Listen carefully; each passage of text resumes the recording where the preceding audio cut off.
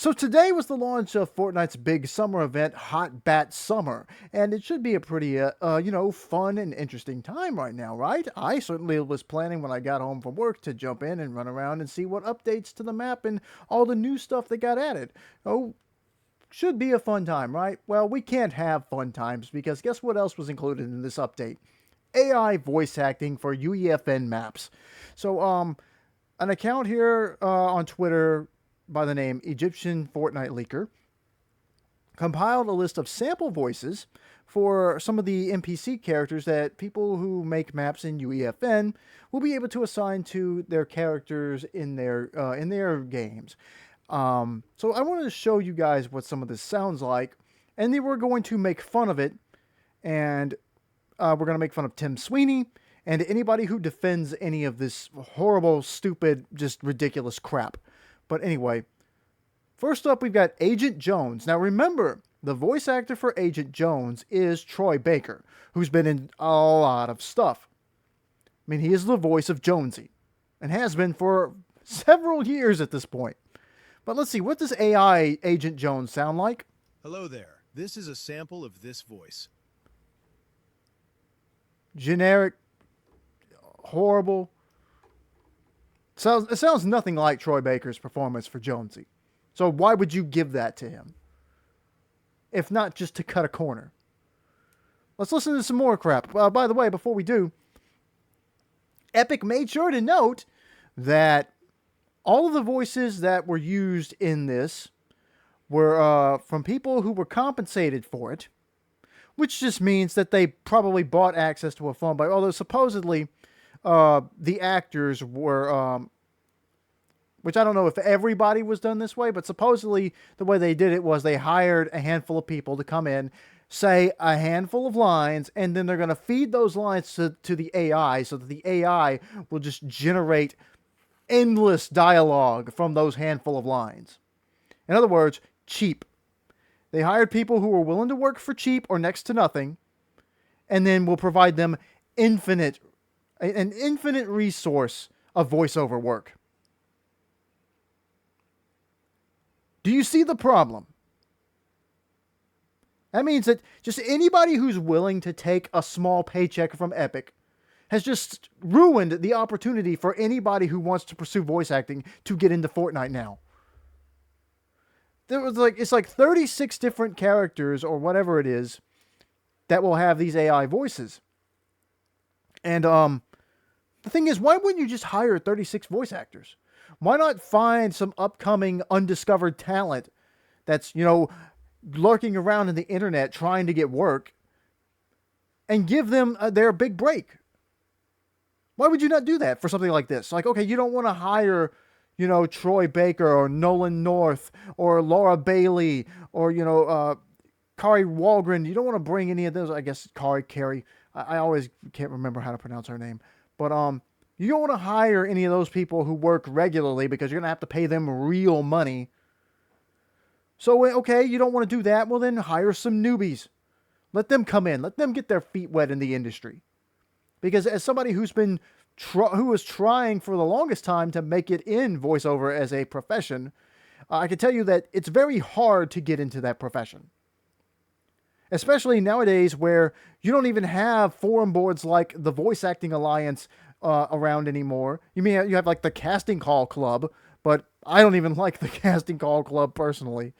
But I just don't like the way it's set up, mostly. But and just the way that you have to navigate trying to find work was way more obnoxious and frustrating than it was on the Voice Acting Alliance or the Voice Acting Club, which is just recently announced they're shutting down. So all of the real places where people who wanted to pursue voice acting could get together and, work on fan projects or even original projects, those are all gone. Like maybe with the sole exception of like Newgrounds. But how many people even use Newgrounds anymore? I mean, I feel like at one point Newgrounds was the home for original animated works and for, artists trying to get their name out there. You could go to Newgrounds. But this could have been a great opportunity for people to take their shot at voiceover to see if they could make it as an actor. And even if like Tim Sweeney decided like, well, we don't care how good of an actor you are, we just need somebody to say these lines. Then this was that chance. You could have paid them cheaper. So that wouldn't be fair, but at least then you would be hiring somebody to perform to do a service, provide a service, do their craft.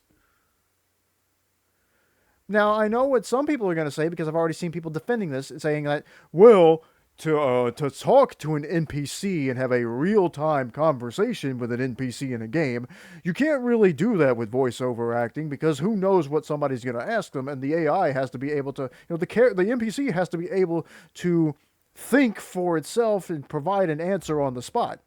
You know what my answer to that is? Don't talk to the NPCs. You don't need to talk to the NPCs. Like, I understand this is the video game space, and it's filled with nerds, but wanting to talk to a non-playable character and have a real-time, live conversation with a character in a video game like that is the nerdiest, stupid crap I've ever heard.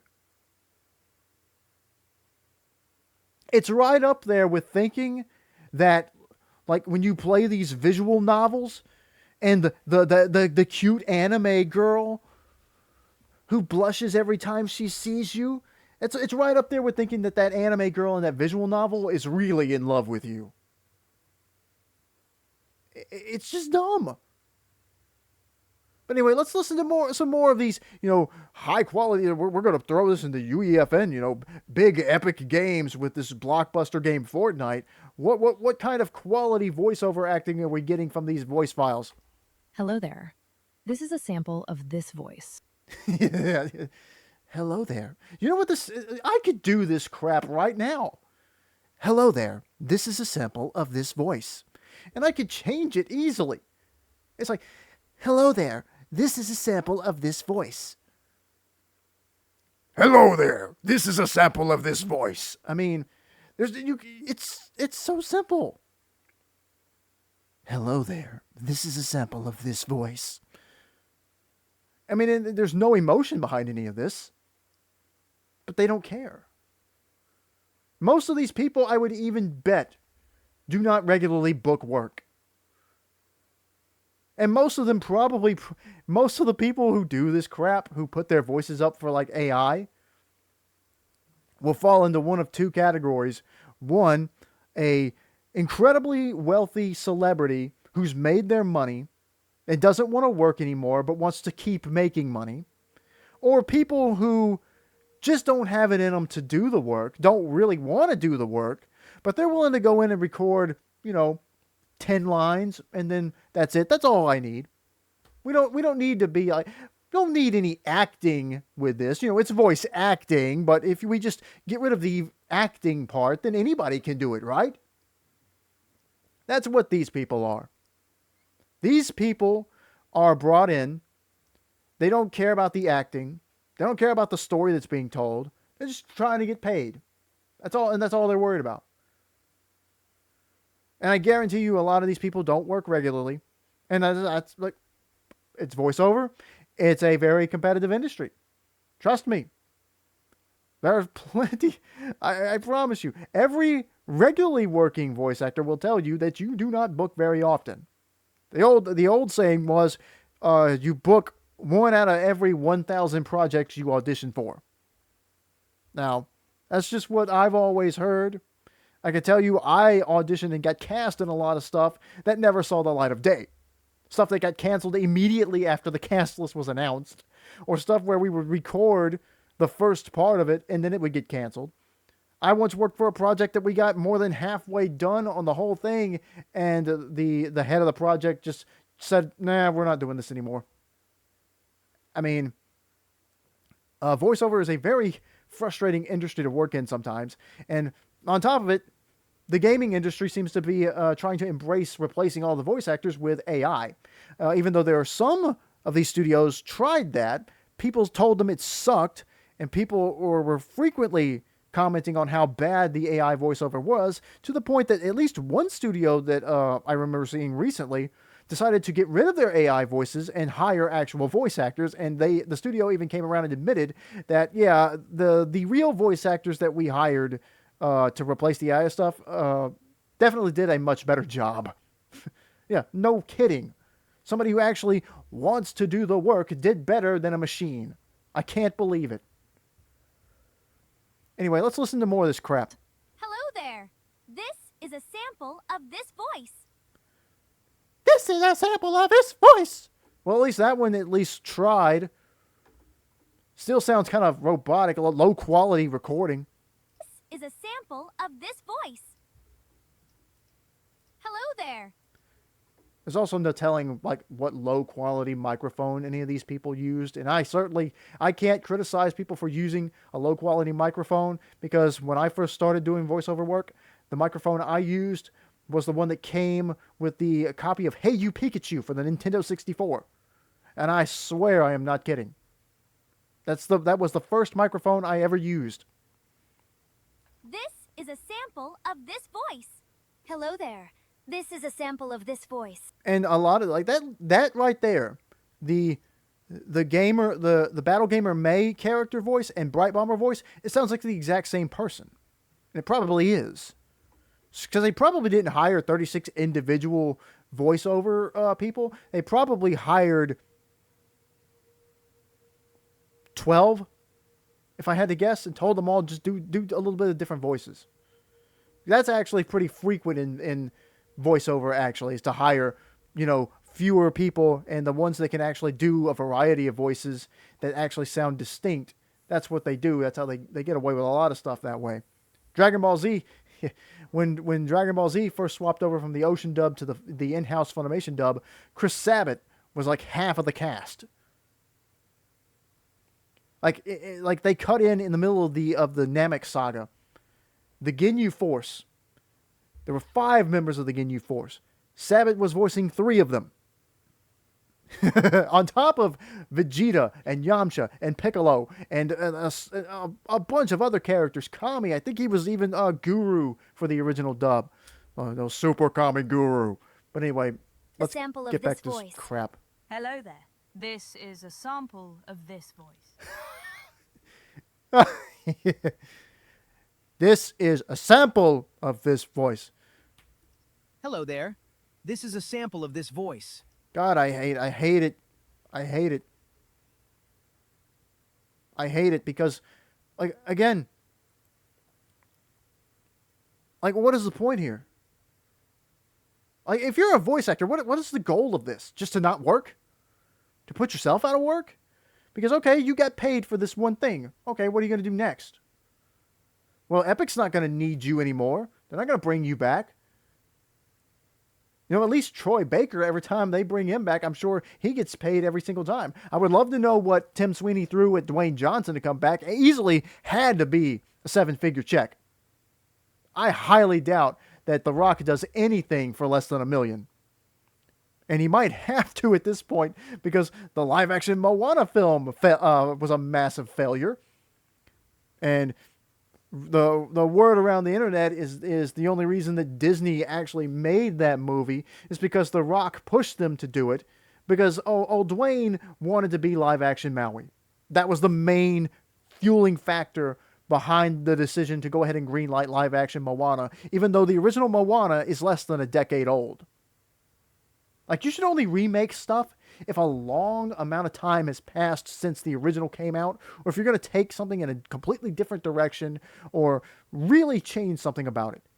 Just going from cartoon to live action and very little actually changes as far as the substance of the story, like, there's no reason to do that.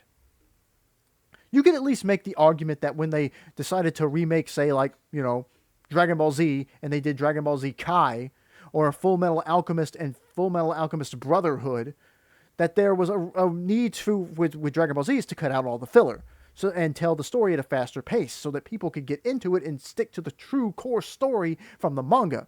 Or in Full Metal Alchemist's case, where the original Full Metal Alchemist anime, when it came out, they took the story in a different direction than the manga. And so Brotherhood came out to tell an animated story that was closer to what the manga depicted.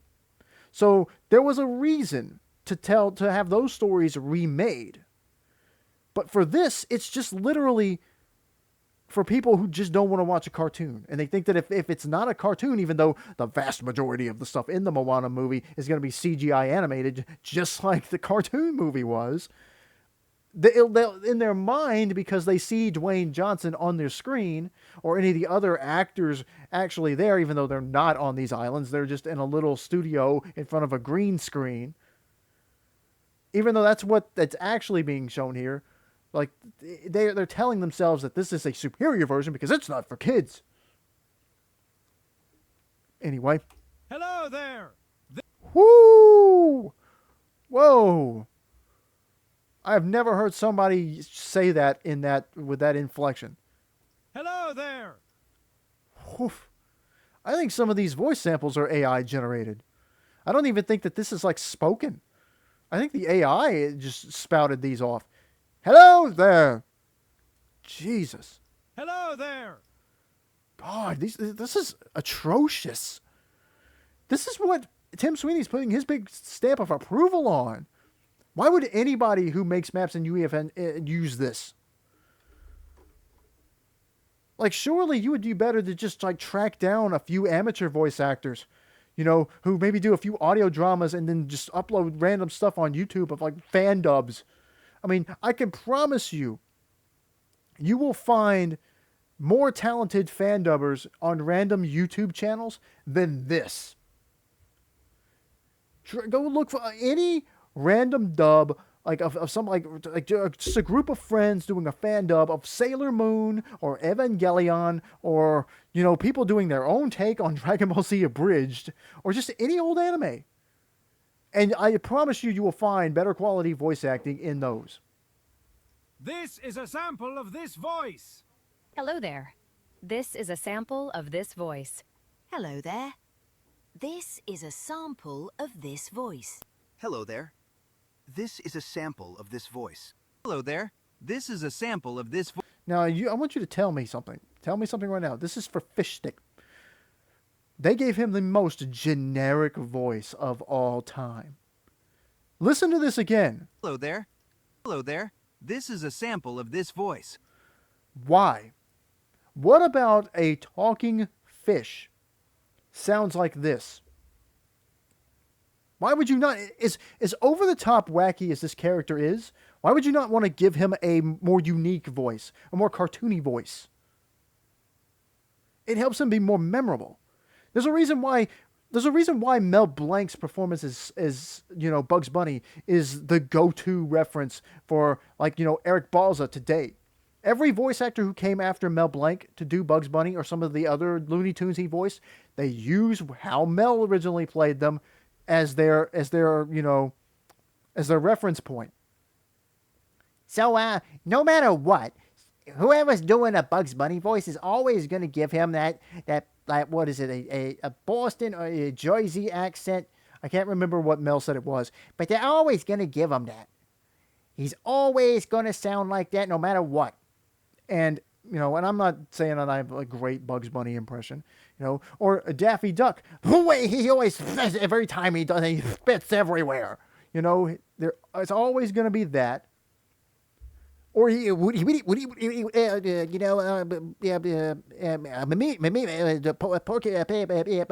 Pig is always going to have that stutter, which is like, you know, he was played that way and it was a put-on stutter, although that was originally inspired by the very first person to ever voice Porky in his original debut had a legitimate stutter.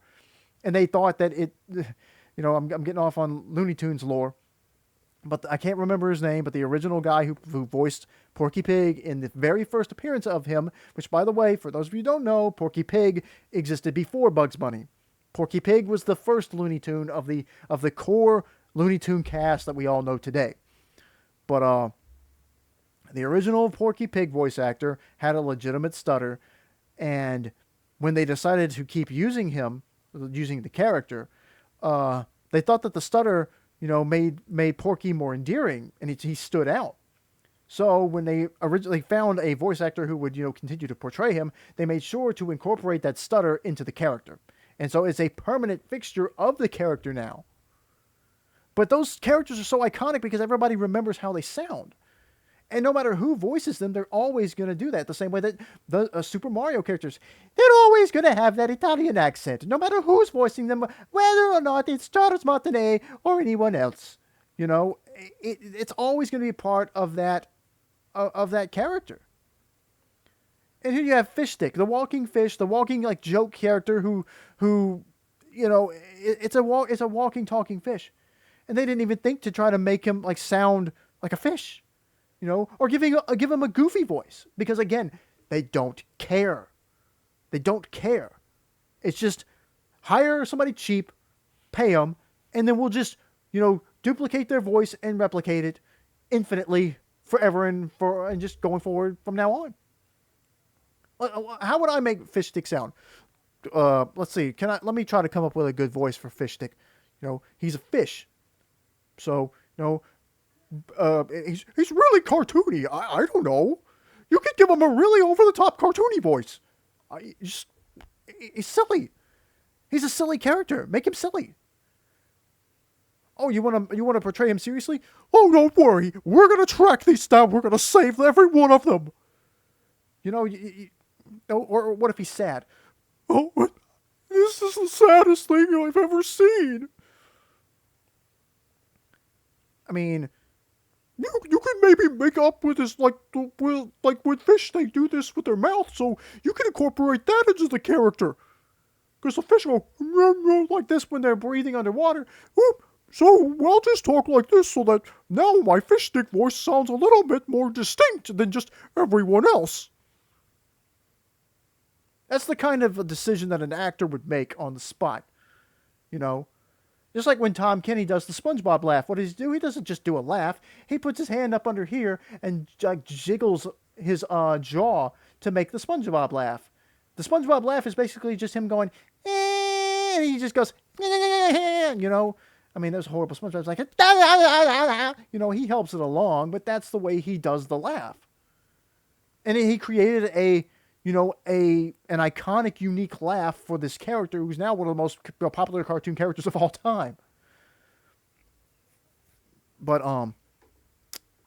that was also some of the logic for, I'm sorry for ranting again, but I'm just showing you guys what an actual voice artist will do. When they filmed Who Framed Roger Rabbit, they knew they were going to have Bugs Bunny in the film, so they didn't want Roger to be too similar to Bugs. And so what the guy who played Roger did is he had to try to come up with some kind of thing to make Roger stand out more. And so he came up with when Roger would hit, you know, certain P's, he would exaggerate it with like the please, you know. There was that like scene where Roger's crying about wanting Jessica to come back to him. He's like, "Oh, Jessica, come back to me, please." You know? And he would do that a lot. That was like his laugh, and he would do that as like a substitute for a laugh too. He would constantly make that, you know, sound. And it was because at the time, I don't think any other cartoon character actually did that. So it did set him apart from Bugs Bunny. So, again. Hello there. This is a sample of this voice. Hello there. This is a sample of this voice. Hello there. This is a sample of this voice. I mean, I will be fair to some of them sound better than others, but then that just makes me wonder, why are you selling your voice to this company? Why are you pulling a James Earl Jones and selling the rights to your voice to this company? By the way, who's to say that these AI in these UEFN modes won't end up in the same predicament that Darth Vader, the Darth Vader AI did last year, where people immediately figured out how to get them to say slurs and like drop the F-bomb. To where Epic had to immediately pull the plug on the whole thing and reprogram it to not do that. You know, but they were supposedly had been programmed to not do that. I mean, this whole experiment is a disaster. It's a PR nightmare waiting to happen. And by the way, Epic already had to announce that when they were going to implement this feature, you couldn't set them to have romantic relationships with the people they were talking to. I wonder how long it's going to take for people to get around that programming too. Give it time. Hello there. This is a sample of this voice. Hello there. This is a sample of this voice. Hello there. This is a sample. Swear to God, though, so many of these people, it has to be just like a half dozen to a dozen people. Sample of this voice. Hello there. This is a sample of this voice. Hello there. This is a sample of this voice. Hello there. This is a sample of this voice. I mean, Hello there. This is a sample of this voice.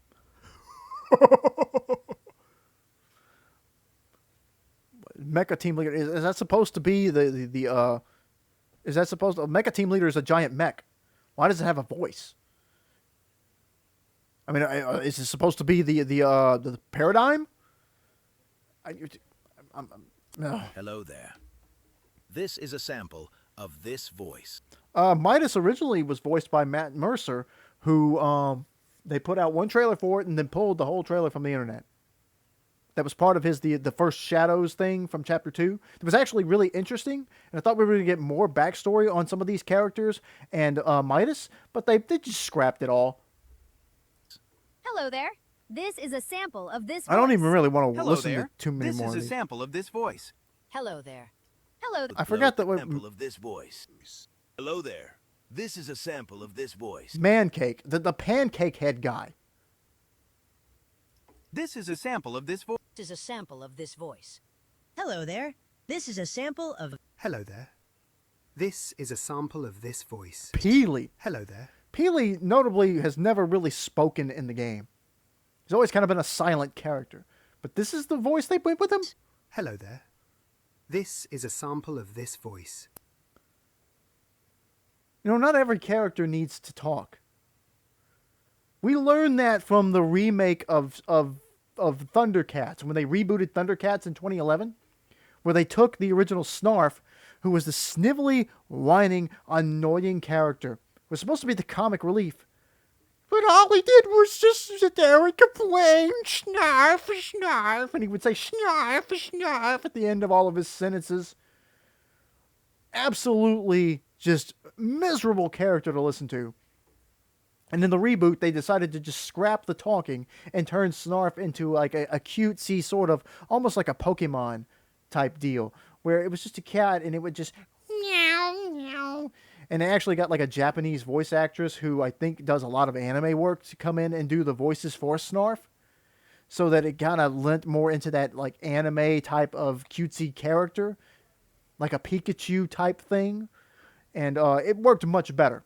So sometimes a character doesn't need to actually have dialogue. Hello there. But if they actually cared about, character integrity, they wouldn't have done this. This is a sample of this voice.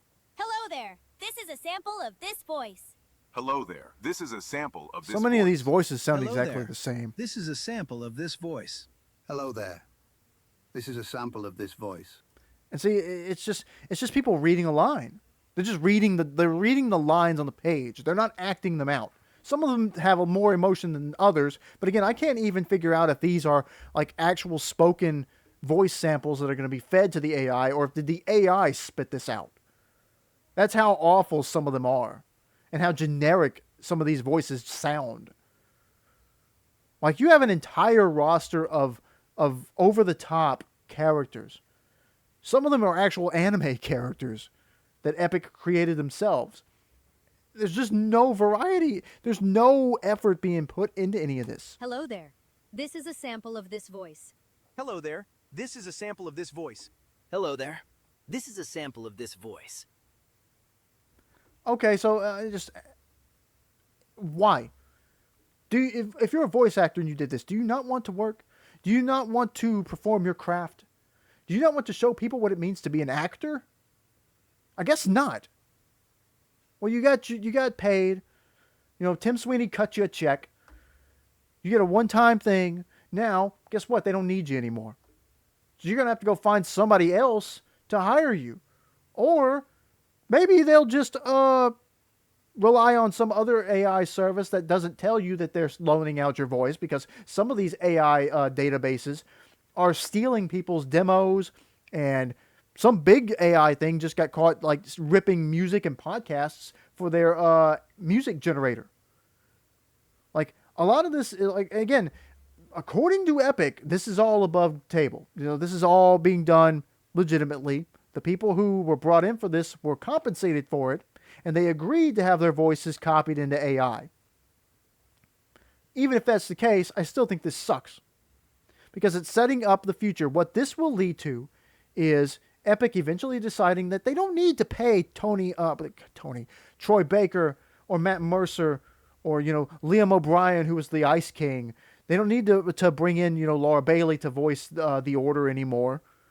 Or, what was it? Was it Jeremy Lee who was the Imagined? I can't remember. They don't need to hire any of these people anymore. They don't need to bring in any more voice actors. Who's the guy voicing Jenna right now? Ben Starr, I think maybe it was his name. They don't need to hire those people anymore. They can just do this. It'll be far, far cheaper, and they'll get way more dialogue out of the AI. It's just good business, isn't it?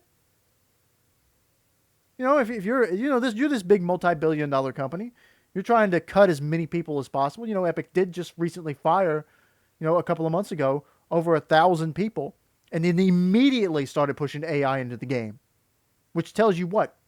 The goal of firing the goal of this AI stuff is to replace people. They want these employees gone. They want these voice actors gone. They want these artists gone. Give it a year.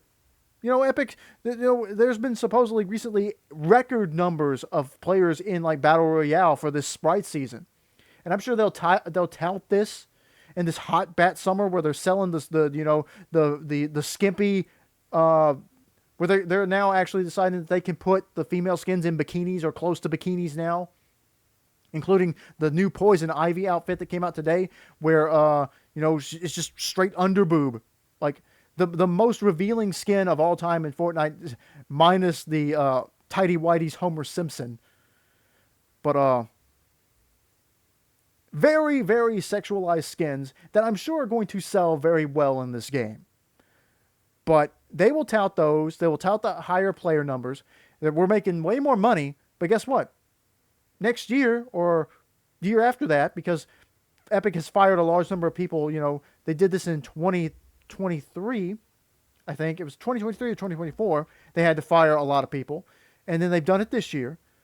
Give it next year or the year after, as Tim Sweeney becomes more and more obsessed with AI and integrating AI as much as he can into Epic and into Fortnite, and you will see another mass layoff from this company.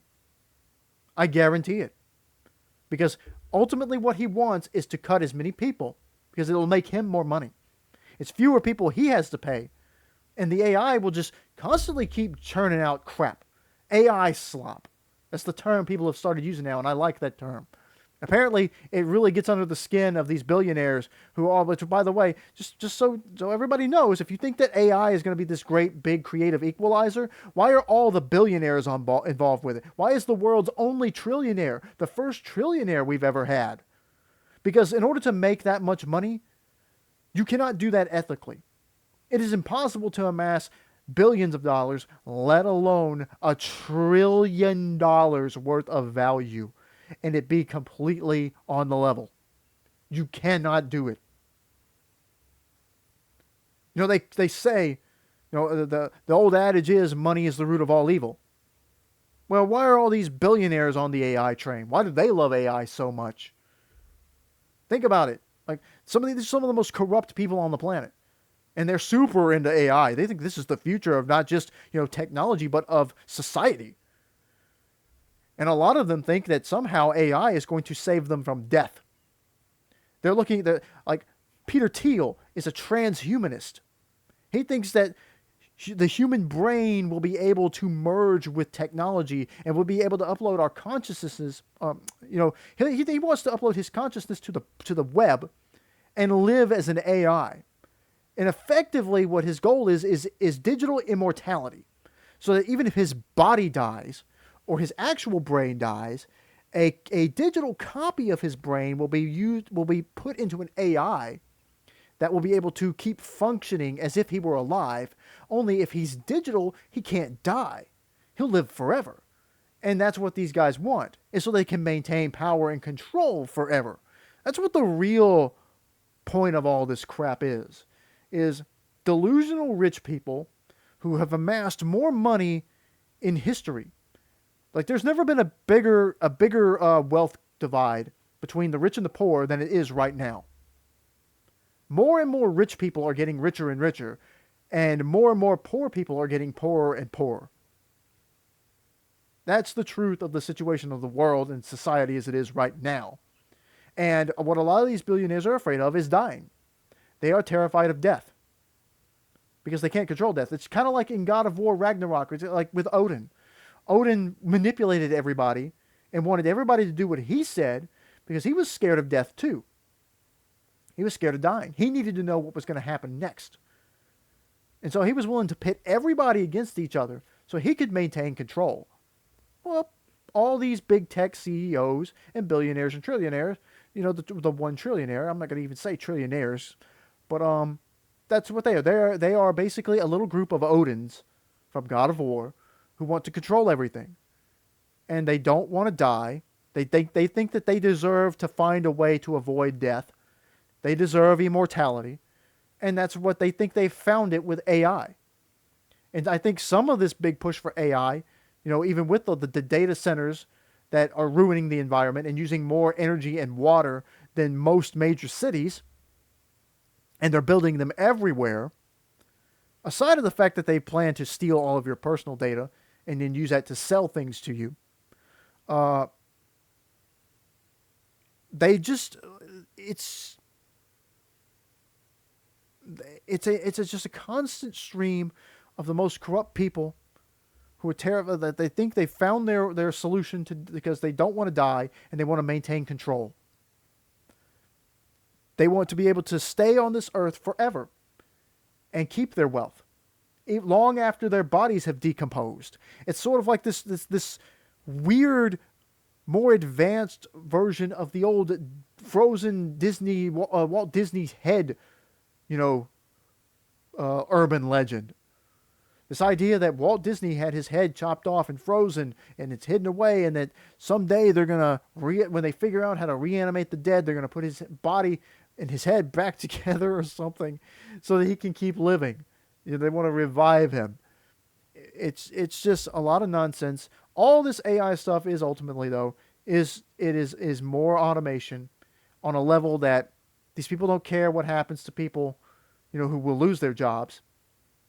Some of these AI guys have even outright said, the goal of this technology is to eliminate human employment. And if you think about it for longer than 2 seconds, and you realize, you know what, hey, a world where people don't have to work to make a living, and you know they don't have to worry about losing their house or their car or whatever they have because they missed a bill. You know, they don't have to pay a mortgage or whatever. They don't have to pay a note for this or that, and nobody has to work anymore. Sounds pretty fun, right? Well, it doesn't work with the way that society is structured. Because in our current society, in a capitalist society, you know, people don't just get a lot of stuff handed to them. You have to pay for everything you have. And how do you do that? You pay by working a job. Well, how do you get a job? Well, somebody decides that they have a good or a service they want to sell, and they need people to sell it or make the good or provide the service. So they employ you, and then they pay you to do that job or provide that service. Okay. Well, what happens when all the employers no longer need employees? Okay, well, the employers will just keep making. Well, what happens? All the people now, they don't have a job. They don't have money. So the companies can't make money. So if this is going to actually happen, you're going to have to radically change society and how it operates and make adjustments to the social contract. Because the way that it's just normal everyday life is accepted is that you get a job, you work that job, and a service is provided by your labor. But if your labor is not necessary anymore, what do you do? Because you won't have money to do things to follow your passions because you don't have a job. Like, these are all questions that need to be answered by the same people who are embracing this technology. But if you ask them, they're just like, we'll figure it out later. They don't care.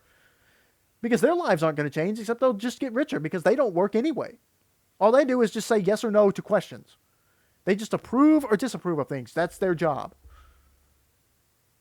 So yeah, this sucks. And I know this has been a long rant. I'm scared to even think about how long I've been ranting on this, but every time this topic pops up, I want to get everything out of my head. Everything I'm feeling like that I want to say, I try to get it out. And I just can't. I'm sick of seeing this game that I like do this crap. Now, it's very easy for me to avoid these AI things because I don't like the UEFN stuff. And luckily, this stuff has only in the Darth Vader AI has it bled into Battle Royale, which I never did talk to the Darth Vader AI thing. I think it's funny enough that the Star Wars season where they brought in that little mini season, it's considered one of the worst seasons of the game that they've ever done. Coincidence? Maybe. But anyway, I just wanted to rant on this. If you've watched it this far, God bless you, because I've been on a tangent.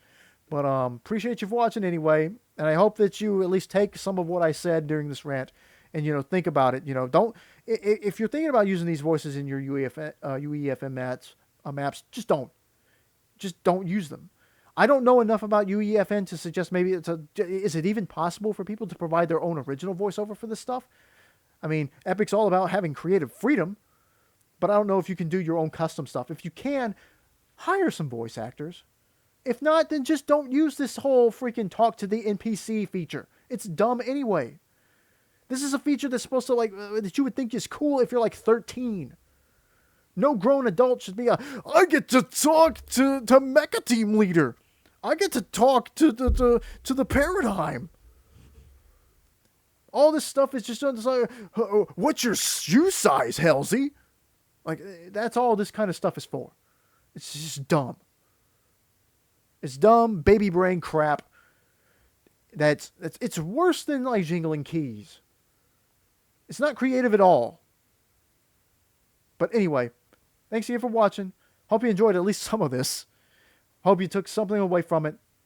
I encourage you, stay away from the AI voices in UEFN. And if you create maps there, don't use them. If you don't create maps and you like to play on some of these UEFN maps, avoid the ones that use the AI voices. I don't want to see the people who work on this game get fired.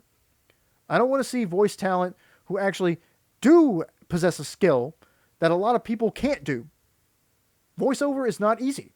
I promise you it's not. And I can speak from experience. But and even voice actors will tell you it's very difficult to portray a character when you don't have a stage, you don't have props. All you do is you read a script. You've got a script and you have to try to interpret what's happening on that script, no matter how silly or dramatic it is. And it's something that not a lot of people can do. So just keep that in mind. Try to enjoy this part. I would encourage you enjoy the parts of the game that don't use AI, if you can find them. I don't know how much of these skins, these new summer skins, used AI. I would like to think that these are iconic characters. They don't need to tweak details for Batman and Catwoman. You don't need details for that. These are iconic characters, but they've been trying to force this AI stuff into the game at these very small levels so they can gradually increase it. And before long, you won't have artists drawing a character and then using the AI to render it in what looks like a 3D thing so that you can find all the errors and fix them. No, before long, it's just going to be straight up generate me, a Fortnite original Ninja Turtle skin, and then that will be the only creative process there is. No more artists. Bye-bye. You're fired.